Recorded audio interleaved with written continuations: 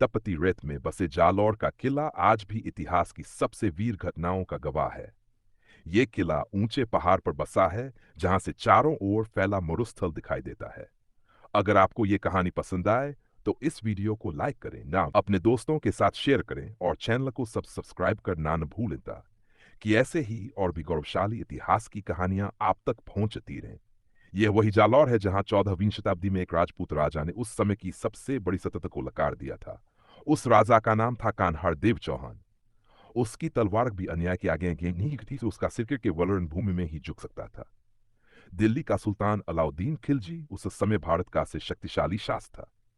उसने अनेक राज्यों को जीता और कई राजाओं को अपने अधीन कर लिया था, लेकिन उसके मन में एक घमंड था। वह सोचता था कि संपूर्ण भव अपने झंडे तले झुकाकर ही वह महान कहलाएगा। जब उसकी नजर राजस्थान की ओर गई तो उसे लगा कि जालौर जैसे छोटे राज्य को जीतना आसान होगा। खिलजी ने दूत भेजा, जिसने दरबार में जाकर संदेश दिया कि राजा कान्हड़ देव दिल्ली सल्तनत की अधीनता स्वीकार कर ले और हर वर्ष कर चुकाए। पूरा दरबार सन्नाटे में डूब गया, सपने राजा पर टिक गई। कान्हड़ देव धीरे से उठे। उनकी आंखों में आग थी। उन्होंने कहा कि राजपूत का आजम ही स्वतंत्रता के लिए होता है। जो तलवार उसकी रक्षा नहीं कर सके उसका जीवन व्यर्थ है। यह खाकर उन्होंने दूत को दरबार से बाहर जाने का आदेश दिया। दूत जब दिल्ली लौटा तो खिलजी आग बूला हो गया।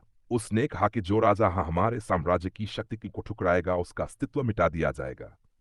उसने तुरंत अपनी विशाल सेना को तैयार किया, जिसमें हजारों सैनिक, घोड़े और हाथी शामिल थे।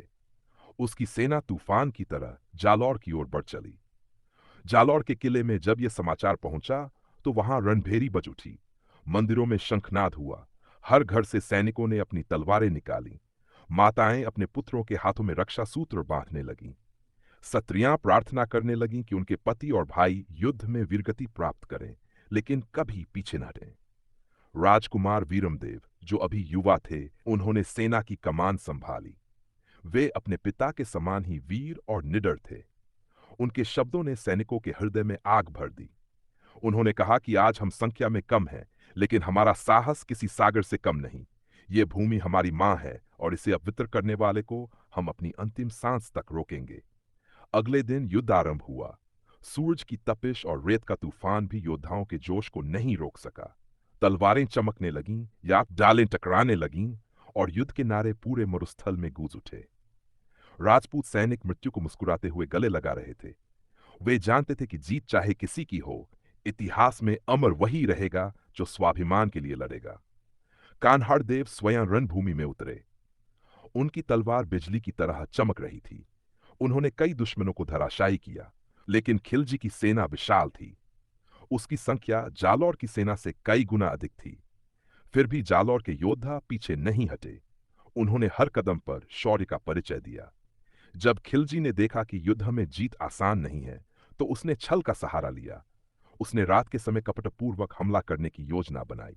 जब राजपूत सेना विश्राम कर रही थी, उसी समय दुश्मन ने किले की दीवारों पर हमला किया। अचानक चारों ओर आग और धुआं फैल गया, लेकिन जालौर के सैनिकों ने बिना भय के तलवार उठाई और युद्ध जारी रखा। राजकुमार वीरमदेव ने अपने साथियों के साथ भीषण युद्ध किया। उन्होंने अनेक दुश्मनों को मार गिराया, परंतु वे भी अंततः घायल हो गए। जब किले की दीवारें टूटने लगीं, तब रानी सोनल देवी और जालौर की अन्य स्त्रियों ने जौहर करने का निर्णय लिया। उन्होंने कहा कि वे अपमानित होकर जीवित नहीं रहेंगी।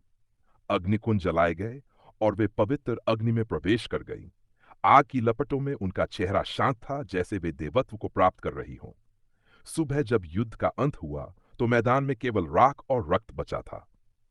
राजा कान्हाड़ देव गंभीर रूप से घायल हो चुके थे, लेकिन वे अभी भी खड़े थे। उनकी तलवार आसमान की ओर उठी हुई थी। उनके होंठों पर मुस्कान थी, मानो कह रहे हो कि राजपूत मर सकता है, लेकिन झुक नहीं सकता। जब खिलजी की सेना ने किला जीत लिया, तब भी वे जालौर की आत्मा को नहीं जीत सके। वह आत्मा अमर थी। यह किला हारकर भी विजयी हुआ, क्योंकि इसने संसार को यह संदेश दिया कि सम्मान और स्वाभिमान की रक्षा सबसे बड़ी विजय है। आज भी जब कोई जालौर के किले पर खड़ा होकर उस धरती को देखता है, तो हवा में तलवारों की आवाज सुनाई देती है। ऐसा लगता है जैसे इतिहास अब भी वहां जीवित है, और हर पत्थर ये कहता है कि ये वह भूमि है जहां वीरों ने अपने प्राण त्यागे पर झुकना नहीं सीखा। अगर आपको ये कहानी पसंद आई हो तो इस वीडियो को लाइक करें, अपने दोस्तों के साथ शेयर करें और चैनल को सब्सक्राइब करना ना भूलें, ताकि ऐसे ही और भी गौरवशाली इतिहास की कहानियां आप तक पहुंचती रहें।